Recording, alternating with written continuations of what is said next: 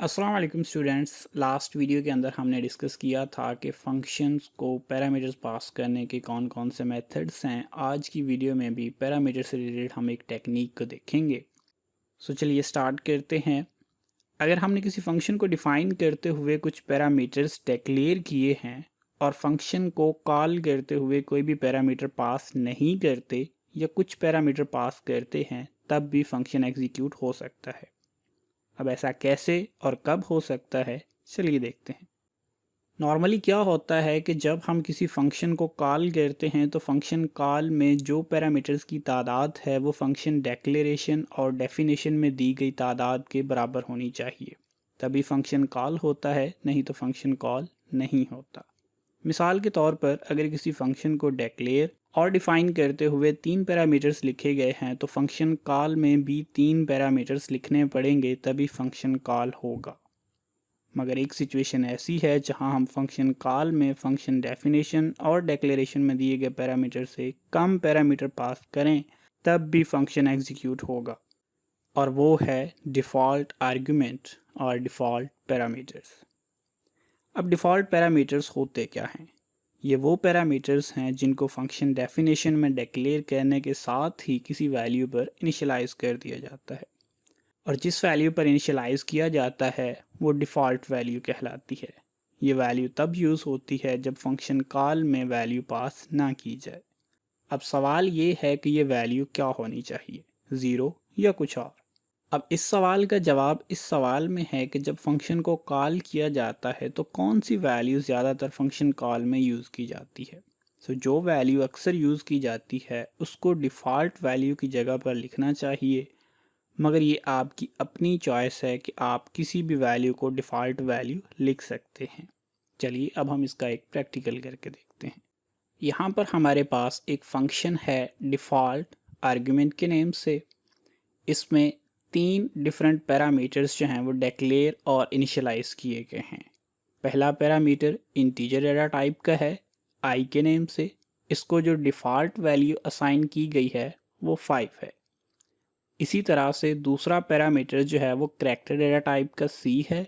इसकी जो default value है वो डॉलर सिंबल है।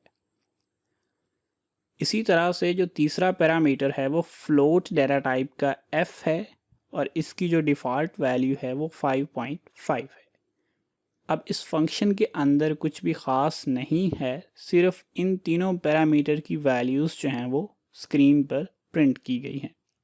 अब हम डिफरेंट फंक्शन कॉल की मदद से देखते हैं कि जब हम इस फंक्शन को कॉल करते हैं तो हमारे पास कितनी डिफरेंट पॉसिबिलिटीज़ हैं और हम किस तरह से इस फंक्शन को कॉल कर सकते हैं डिफरेंट पैरामीटर्स पास करके। सबसे पहले हम ये देखते हैं कि अगर हम इस फंक्शन को कोई भी पैरामीटर पास नहीं करते तो उस सिचुएशन में ये फंक्शन किस तरह से एग्जीक्यूट होगा। उसके लिए हम सिंपली क्या करते हैं कि सबसे पहले एक सी आउट स्टेटमेंट, जिसमें हमने ये मैसेज शो कर दिया है कि ये फर्स्ट फंक्शन कॉल है जिसमें कोई भी पैरामीटर पास नहीं किया गया। उसके बाद फंक्शन कॉल है और उसके बाद सिंपली जो है वो लाइन को एंड कर दिया गया है।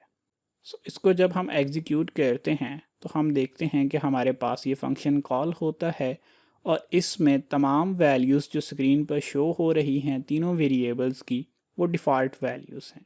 अब हमने फंक्शन कॉल में कोई भी वैल्यू पास नहीं की थी, लेकिन यहाँ पर हमें तीनों की वैल्यूज़ का रिज़ल्ट जो है वो शो हो रहा है, और तीनों वैल्यूज़ जो हैं वो अपनी डिफ़ॉल्ट वैल्यूज़ को यूज़ करके रिज़ल्ट प्रोड्यूस कर रही हैं। आई को हमने 5 वैल्यू पे इनिशियलाइज़ किया है जो कि इसकी डिफ़ॉल्ट वैल्यू है। हमें 5 वैल्यू यहाँ पर शो हो रही है। इसी तरह से सी को हमने डॉलर सिंबल से इनिशियलाइज़ किया है, यहाँ पर हमें डॉलर सिंबल शो हो रहा है। इसी तरह से फ्लोट का एफ जो था इसको 5.5 पर इनिशियलाइज़ किया था, यहाँ पर हमारे पास 5.5 वैल्यू जो है वो शो हो रही है। इसका मतलब कि हमने अगर कोई भी पैरामीटर पास नहीं किया तो तीनों वेरिएबल्स जो हैं, ये तीनों पैरामीटर्स जो हैं वो अपनी डिफ़ॉल्ट वैल्यूज़ को ही शो कर रहे हैं या उनकी डिफ़ॉल्ट वैल्यूज़ ही यूज़ हो रही हैं। अब हम एक और फंक्शन कॉल करते हैं और इस बार हम इस फंक्शन कॉल में एक पैरामीटर की वैल्यूज़ जो है वो पास कर देते हैं। अब ये देखते हैं कि ये वैल्यू किस पैरामीटर को असाइन होती है और किस तरह से स्क्रीन पर रिजल्ट शो करती है। इस बार हमने सिंपली सी आउट स्टेटमेंट लिखी कि ये सेकंड फंक्शन कॉल है और इसमें एक पैरामीटर जो है वो हमने पास किया है और वो पैरामीटर की वैल्यू जो हमने पास की है वो 10 है। इस फंक्शन कॉल के अंदर हमने अगेन उसी फंक्शन को कॉल किया है, लेकिन इस बार हमने सिर्फ एक वैल्यू पास की है। अब जब हम इस प्रोग्राम को एग्जीक्यूट करते हैं तो देखते हैं कि हमारे पास रिजल्ट जो है वो क्या शो होता है। अब हमारे पास इस सेकंड फंक्शन कॉल के अंदर i की वैल्यू 5 की बजाय इस बार 10 शो हो रही है और ये 10 वो वैल्यू है जो हमने फंक्शन कॉल में इसको पास की थी। इस बार 10 वैल्यू ने 5 को रिप्लेस कर दिया है। जो वैल्यू हम फंक्शन कॉल के अंदर पास करेंगे वो डिफ़ॉल्ट वैल्यू को रिप्लेस कर देगी और अगर हम फंक्शन कॉल के अंदर कोई वैल्यू पास नहीं करेंगे तो फिर उस सिचुएशन में डिफ़ॉल्ट वैल्यू ही यूज़ होगी। फर्स्ट प्रायोरिटी फंक्शन कॉल के अंदर दी गई वैल्यू को है। अगर फंक्शन कॉल में वो वैल्यू एग्जिस्ट नहीं करती या वो वैल्यू नहीं दी गई तो फिर डिफ़ॉल्ट वैल्यू हमारे पास यूज़ हो जाएगी। अब यहाँ पर हमारे पास i की जो है वो डिफ़ॉल्ट वैल्यू यूज़ नहीं हुई क्योंकि इसकी वैल्यू हमने 10 पास कर दी है। बाकी करैक्टर c और फ्लोट f की वैल्यूज़ पास नहीं की गई क्योंकि हमने सिर्फ वन पैरामीटर पास किया है। तो करैक्टर c और फ्लोट f की अगेन डिफ़ॉल्ट वैल्यूज़ ही अब भी यूज़ हो रही हैं। अब हम इसको 2 वैल्यूज़ पास करते हैं और फिर देखते हैं कि ये फंक्शन किस तरह से रिज़ल्ट करता है।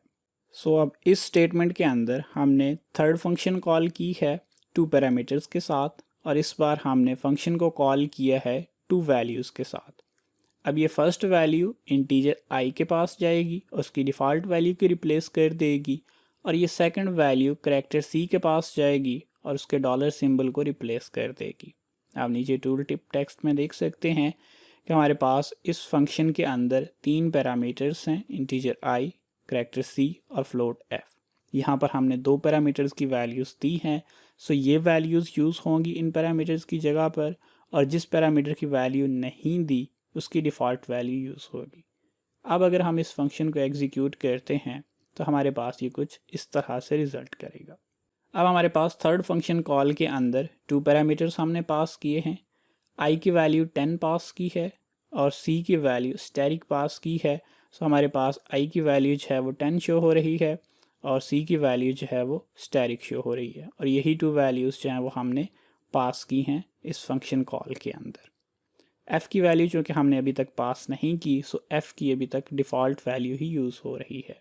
लास्ट के अंदर हम क्या करते हैं कि हम तीनों वैल्यूज़ को पास करते हैं और जब हम तीनों वैल्यूज़ को पास करेंगे तो फिर हमारे पास डिफ़ॉल्ट वैल्यूज़ जो हैं वो यूज़ नहीं होंगी, बल्कि तीनों वैल्यूज़ जो हमने फंक्शन कॉल के अंदर दी हैं यही तीनों वैल्यूज़ यूज़ की जाएंगी। हम अगर इसको अगेन एग्जीक्यूट करें तो आप लोग रिज़ल्ट जो है वो देख सकते हैं कि फोर्थ फंक्शन कॉल के अंदर हमारे पास तीनों पैरामीटर्स पास किए गए हैं। i की वैल्यू 10 है, यहाँ पर हमने 10 वैल्यू पास की है। c की वैल्यू स्टैटिक है जो कि हमने यहाँ पर पास की है और f की वैल्यू 20.5 है जो कि यहाँ पर पास की गई है। इस तरह से हम एक ही फंक्शन को डिफरेंट पैरामीटर पास करके कॉल कर सकते हैं और अगर हम कोई पैरामीटर पास नहीं करते तो उसकी डिफ़ॉल्ट वैल्यू यूज़ होगी। अब यहाँ पर कुछ बातें जिनका ख्याल रखना ज़रूरी है कि एक तो वो पैरामीटर जो आप पास नहीं करेंगे वो राइट मोस्ट पैरामीटर होना चाहिए, क्योंकि जब हम कोई पैरामीटर पास नहीं करते तो वो राइट मोस्ट कंसिडर किया जाता है। आप लोग देख चुके हैं कि जब हम कोई वैल्यू देते हैं तो वैल्यूज़ जब पैरामीटर्स को असाइन होती हैं तो लेफ़्ट टू राइट असाइन होती हैं, यानी कि अगर आप एक वैल्यू दोगे तो वो फंक्शन की डेक्लेरेशन में जाके फर्स्ट पैरामीटर को असाइन हो जाएगी और अगर आप सेकंड वैल्यू दोगे तो वो सेकंड पैरामीटर को जाकर असाइन हो जाएगी। इसी तरह से थर्ड वैल्यू जो है वो थर्ड पैरामीटर को जाके असाइन होगी। अगर आप कोई वैल्यू स्किप करते हैं तो वो राइट साइड पर होनी चाहिए, क्योंकि बाय डिफ़ॉल्ट वैल्यूज़ जब असाइन होती हैं तो वो लेफ़्ट टू राइट होती हैं। अगर आप 2 वैल्यूज़ देंगे तो फर्स्ट 2 पैरामीटर्स को पास कर दी जाएंगी और थर्ड की डिफ़ॉल्ट वैल्यू यूज़ की जाएगी। आप इस तरह नहीं कर सकते कि आप 2 वैल्यूज़ दें और कहें कि वो सेकंड और थर्ड पैरामीटर को पास कर दी जाएं। हमेशा फर्स्ट वैल्यू फर्स्ट पैरामीटर को पास की जाएगी और सेकंड वैल्यू सेकंड पैरामीटर को पास की जाएगी। तो अगर आपने कोई ऐसा पैरामीटर यूज़ किया है जिसकी बार बार डिफ़ॉल्ट वैल्यू यूज़ करनी है तो आप उसको राइट मोस्ट साइड पर यूज़ करें। एक और बात कि आप ये जो डिफ़ॉल्ट वैल्यू है इसमें कोई भी एक्सप्रेशन यूज़ कर सकते हैं, ग्लोबल वेरिएबल यूज़ कर सकते हैं, या अगेन इस वैल्यू की जगह पर आप कोई फंक्शन कॉल भी यूज़ कर सकते हैं। एक छोटी सी प्रॉब्लम जो कि डिफ़ॉल्ट पैरामीटर्स या डिफ़ॉल्ट आर्गुमेंट के साथ है वो ये है कि फ़ंक्शन कॉल करते हुए आप स्पेसिफिक नहीं करते कि आप कितने पैरामीटर्स पास कर रहे हैं। सो अगर लेंथी प्रोग्राम होगा, उसके अंदर डिफरेंट फंक्शंस हैं, तो सम टाइम प्रोग्राम को रीड करके अंडरस्टैंड करने में प्रॉब्लम होती है, क्योंकि आप सेम नेम से डिफरेंट पैरामीटर्स को पास करते हुए सेम फंक्शन को कॉल कर रहे होते हैं। सो प्रोग्राम को अंडरस्टैंड करना थोड़ा सा मुश्किल होता है। तो होप्स हो कि आपको अंडरस्टैंडिंग हुई होगी। अगर कोई क्वेश्चन है तो आप लोग कमेंट्स में पूछ सकते हैं।